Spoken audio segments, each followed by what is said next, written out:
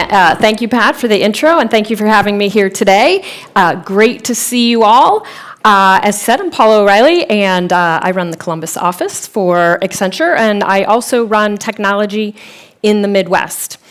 We are going to talk about some shock dynamics coming at us, and maybe just a little bit about what we can do about it, but I'm also going to give you some data. That's my role here. I'm going to give you a little bit of data so you can figure out what you want to do with that. Now, some of you probably know me as more of a banking person, maybe a side of insurance. But once the Ohio Business Roundtable asked me to give this speech on supply chain, I've become an avid learner about supply chain. I'm now reading Supply Chain Monthly. Did you know there's a whole magazine for supply chain? I now know these things. But I did call my consulting friends in supply chain, and they were very nice to share with me some data that I'm going to share with you. All right, so let's get going here. I don't really feel like I need to convince you that there's these huge swings and things going on that's impacting our supply chain. So whether we talk about the pandemic, and we talked about that a lot over lunch when we talked about food in the supply chain, but we've also then had geopolitical unrest. We've had all of these inflation ripples that have come from that. We've had climate emergencies, and not to mention all the technology innovation. So all of these things coming at us. I was thinking I could have added bird flu. Right? The question is, what's next? We don't know what's next. But I assure you the what next is what is coming.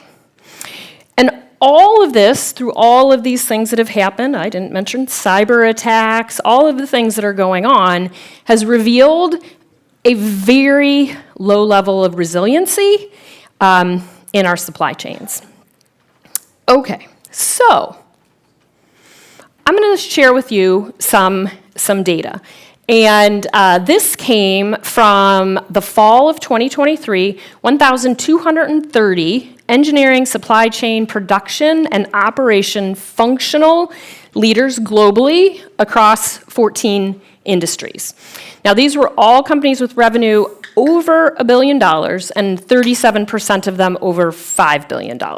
But the point is just to give you some thoughts around how trends are going and what we see companies doing as it comes to supply chain. So we're going to start off with a couple of facts here. Let's see if I can get my pointer going. 60% of our respondents said it takes 1 week or more to be alerted to a problem in their supply chain. So it could be a week or more, don't even know that there is a problem. 16%, only 16%, said, I have real-time visibility end-to-end in my supply chain. So I can see real-time, anytime, what I want to see, 16%. And then only 1 in 10%, had real-time alerting associated. So I can see it end-to-end, and real-time I am alerted. And then 80% said, but even if I am alerted, I have end-to-end visibility, I can see it, it's all great, it takes me over a week to figure out what to do about it. Once I know there's a problem, and once I can figure out what to do and how I'm going to respond. So lots of issues around visibility, and what are we going to do about it? Okay, so we can agree visibility might be part of our solution. Same survey data, 40% increase in production order to delivery times across all industries. And by the way, I have all this data cut by industry, so if you wanted to see a specific industry, just let me know and we can share that as well. But 40% increase.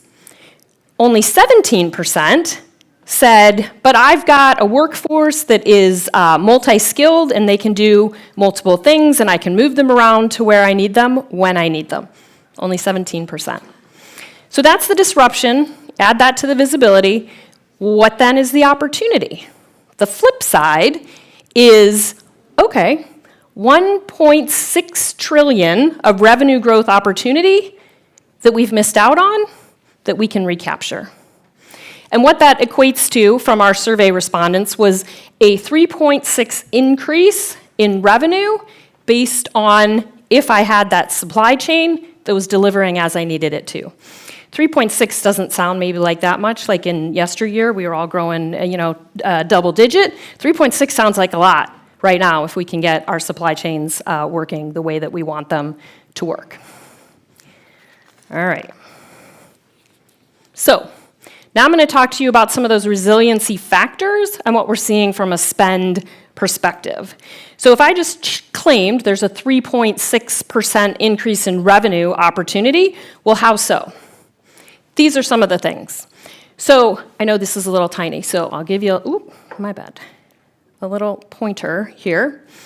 Okay, so we're going to talk about reshoring and relocation. So Beauty Park is a great example of this, and we're going to talk more about this as the day goes on. Greater than $500 million on reshoring or relocation. Up until now, this was fall of 2023, 7% of our respondents said they'd spend more than $500 million on that. But in the next 3 years, more than triples to 29%. So a tripling in the amount of how much money we're going to spend associated with reshoring relocation. Production digitization. So this is taking all of the paper out and all the digital connection of our supply chain end to end. More than $100 million on that, 17%. In the next 3 years to 43%, more than double. And then the third, industrial automation, which is the minimizing of the labor, the actual people that are doing things. So this would be the automation of everything. More than $500 million was 7%, tripling to 21% in the next 3 years. So certainly these are 3 areas in the resiliency that we see. Our spend data says that's where focus areas will be. All right, so we put the pieces together. We just talked about reshoring, relocation, production digitization, industrial automation. We talked about the need for visibility. How can I see what's going on in my supply chain end to end?